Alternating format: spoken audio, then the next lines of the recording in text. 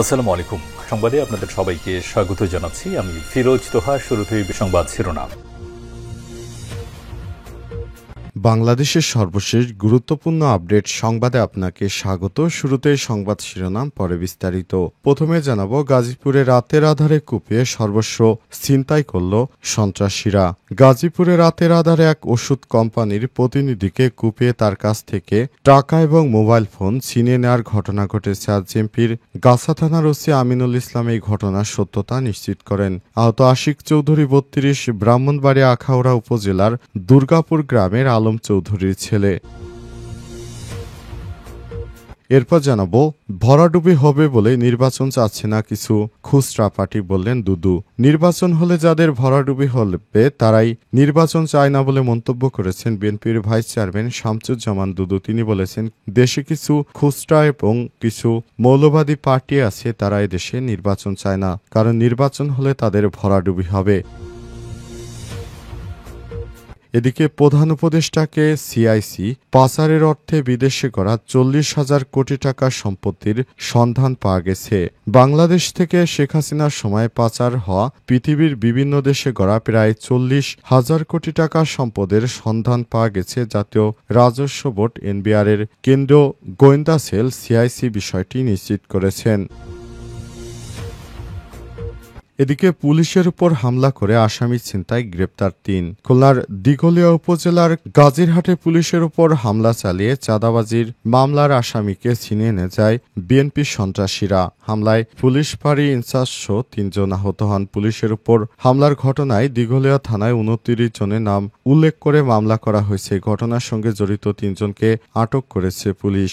অভিযান চালিয়ে কাঁচাবাজার এলাকা থেকে তোয়েব মুন্সি ২৬ নামের একজন এজারভুক্ত চাঁদাবাজ আসামিকে গ্রেপ্তার করে নিয়ে যাওয়া হয়। এই ঘটনার সঙ্গে গাজীরহাট ইউনিয়ন পরিষদের প্যানেল চেয়ারম্যান বিএনপির নেতা সোহাগ মুন্সির নেতৃত্বে স্থানীয় কিছু ব্যক্তি পুলিশের উপর হামলা চালিয়েছিল। এবং সর্বশেষ জানাবো, এক ইসরায়েলির জন্য ৫০ জন ফিলিস্তিনিকে মরতে হবে। প্রত্যেক ইসরায়েলির ব্যক্তির জন্য অন্তত ৫০ জন ফিলিস্তিনিকে জীবন দিতে হবে বলে মন্তব্য করেছেন সাবেক ইসরায়েলের সামরিক গোয়েন্দা প্রধান মেজর জেনারেল অবসরপ্রাপ্ত আহারুন হালিফার ভাষা একটি রেকর্ডিং সম্প্রচার করেছেন, যেখানে ফিলিস্তিনে ৭ অক্টোবরে হামলার জন্য যে ইসরায়েলিরা মারা গেছে তাদের একজনের বদলে অন্তত ৫০ জন ফিলিস্তিনিকে হত্যা করা হবে, এমন একটি বার্তা দিয়েছেন তিনি। প্রিয় দর্শক, এতক্ষণ শুনছিলেন সংবাদ শিরোনাম, এবারে বিস্তারিত। তবে তার আগে বন্ধুরা, অনুরোধ থাকবে এই সংবাদটিতে একটি লাইক দিন। এই চ্যানেলে আপনি নতুন হয়ে থাকলে আমাদের সংবাদটি দেখতে দেখতে চ্যানেলটি সাবস্ক্রাইব করে রাখুন। কমেন্ট করে বন্ধুরা আপনার মূল্যবান মতামত জানিয়ে দিন আপনি বিশ্বের কোন দেশ থেকে বা বাংলাদেশের কোন স্থান থেকে আমাদের সংবাদটি দেখছেন এবং শুনছেন। এবারে বিস্তারিত। গাজীপুরে রাতের আধারে কুপিয়ে সর্বস্ব ছিনতাই। ছিনতাইকারীরা চাপাতি ও দা দিয়ে আশিককে এলোপাতাড়ি কোপায়, এতে তিনি গুরুতর আহত হন। পরে ছিনতাইকারীরা আশিকের কাছ থেকে নগদ ১.৫ লাখ টাকা, ২টি মোবাইল ফোন ছিনিয়ে নিয়ে চালকের সহায়তায় ভিকটিমকে রাস্তায় ফেলে পালিয়ে গেছে। গাজীপুরে রাতের আধারে এক ওষুধ কোম্পানির প্রতিনিধিকে কুপিয়ে টাকা ও মোবাইল ফোন ছিনিয়ে নেওয়ার ঘটনা ঘটে। জেএমপির গাছা থানার ওসি আমিনুল ইসলাম ঘটনার সত্যতা নিশ্চিত করেছেন। আহত আশিক চৌধুরী ৩২, ব্রাহ্মণবাড়িয়ার আখাউড়া উপজেলা দুর্গাপুর গ্রামের আলম চৌধুরীর ছেলে। তিনি গাজীপুরে একটি বাসায় ভাড়া থেকে ইনসেপ্টা ফার্মাসিউটিক্যাল কোম্পানিতে মেডিকেল রিপ্রেজেন্টেটিভ MR পদে চাকরি করতেন। পুলিশ আহতর সহকর্মীরা জানায়, আশিক শনিবার রাত ১১:১৫টার দিকে অটোরিকশা যোগে মহানগরীর বড়বাড়ি থেকে বোটবাজার যাচ্ছিলেন। পথে গাছা সড়কের মাথায় পৌঁছালে আগে থেকেই যাত্রীবেশে অটোরিকশায় থাকা ৩ ছিনতাইকারী আশিকের কাছ থেকে টাকা ও মোবাইল ফোন ছিনিয়ে নেওয়ার চেষ্টা করে। সময় তাদের বাধা দিলে ছিনতাইকারীরা চাপাতি ও দা দিয়ে আশিককে এলোপাতাড়ি কোপায়, এতে তিনি গুরুতর আহত হন। পরে ছিনতাইকারীরা আশিকের কাছ থেকে নগদ ১.৫ লাখ টাকা ও ২টি মোবাইল ফোন ছিনিয়ে নিয়ে চালকের সহায়তায় ভিকটিমকে রাস্তায় ফেলে অটোরিকশা নিয়ে পালিয়ে যায়। স্থানীয়রা আহত আশিককে উদ্ধার করে ঢাকা মেডিকেল কলেজ হাসপাতালে পাঠায়। জেএমপির গাছা থানার ভারপ্রাপ্ত কর্মকর্তা ওসি আমিনুল ইসলাম জানান, গত রাতে ছিনতাইয়ের ঘটনায় এখন পর্যন্ত কাউকে গ্রেপ্তার করা সম্ভব হয়নি। এ ব্যাপারে আইনগত কার্যক্রম প্রক্রিয়াধীন রয়েছে বলে জানা গেছে। ভরাডুবি হতেই হবে, নির্বাচন চাচ্ছে না কিছু খুচরা পার্টি, বললেন দুদু। নির্বাচনে যাদের ভরাডুবি হবে তারাই নির্বাচন চাচ্ছে না বলে মন্তব্য করেছেন বিএনপির ভাইস চেয়ারম্যান শামসুজ্জামান দুদু। তিনি বলেছেন, কিছু খুচরা পার্টি আছে, আমরা জানি তারা নির্বাচন এলে তাদের কোনো সম্ভাবনা নেই, তাদেরকে কেউ ভোট দেবে না, তাই তারা নির্বাচন চাইছে না, বিভিন্ন রকম টালবাহানা শুরু করেছে বলে মন্তব্য করেছেন বিএনপির এই নেতা। তিনি আরও বলেছেন, এদেশে ইসলামপন্থীদের এদেশের মানুষ ভোট দেয় না, এটা আগে থেকেই প্রমাণিত হয়েছে। সুতরাং যারা ইসলামপন্থী আছে, ধর্মকে ব্যবহার করে যারা রাজনীতি করছেন, তাদেরকে বলতে চাই, আপনাদের ভরাডুবি হবে বলে আপনারা নির্বাচন বানচালে ষড়যন্ত্র করছেন, এমন মন্তব্য করেছেন বিএনপি নেতা শামসুজ্জামান দুদু। তিনি বলেছেন, আমরা একটি সুন্দর ও গণতান্ত্রিক উপায়ে নির্বাচন চেয়েছি, কিন্তু দেখা যাচ্ছে আপনারা সেই নির্বাচনকে বানচালের নানা রকম চেষ্টা চালিয়ে যাচ্ছেন বলে মনে করেন বিএনপি নেতা শামসুজ্জামান চৌধুরী দুদু। তিনি তাই সবার প্রতি আহ্বান জানিয়েছেন, এদেরকে পরিত্যাগ করতে হবে এবং অন্তর্বর্তীকালীন সরকারের প্রধান উপদেষ্টা প্রফেসর ডক্টর মোহাম্মদ ইউনূস যে নির্বাচনের সময় ঘোষণা করেছেন, সেই সময়ের মধ্যেই নির্বাচন হবে বলে মন্তব্য করেছেন বিএনপির ভাইস চেয়ারম্যান শামসুজ্জামান দুদু। তিনি বলেছেন, নেতাকর্মীদেরকে প্রস্তুত থাকতে হবে, যথাসময়ে নির্বাচন অনুষ্ঠিত হবে, নির্বাচনে কোনো মৌলবাদ শক্তি এদেশে ক্ষমতায় আসতে পারবে না।